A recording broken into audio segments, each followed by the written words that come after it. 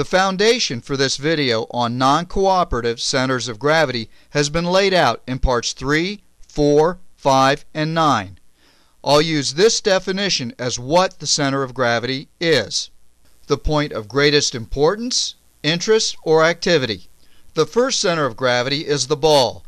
Whether it's the Yu Youngs in the Swarm or the camera's eye at the World Cup, wherever the ball goes, attention follows. But as we've already seen, ball watching is not an option, and it's the secondary choices which give us the opportunities to create these non-cooperative centers of gravity.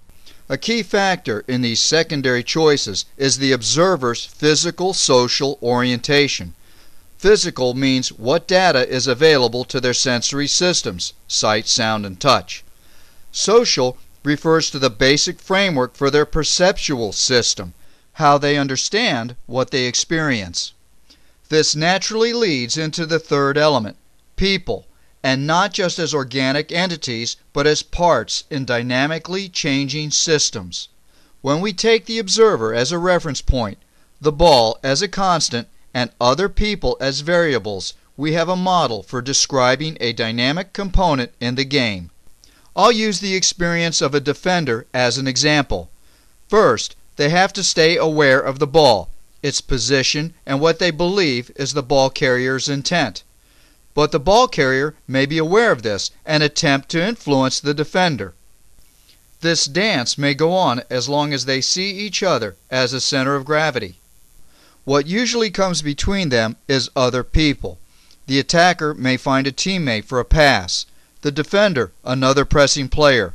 This means that, at least for a moment, one or both will focus their attention on a new center of gravity. For both the defender and the ball carrier, another reorientation occurs when the ball changes hands. Say the ball carrier passes to a teammate or it's intercepted. That changes the social orientation for both players, which drives the need to physically reorient. Close behind the movement and ownership of the ball in compelling an observer to reorient is the movement of other people.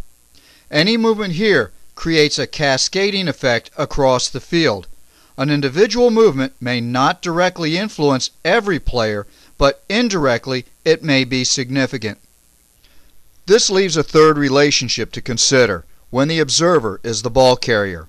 He or she must divide their attention between two dynamic centers of gravity, which are often not cooperating.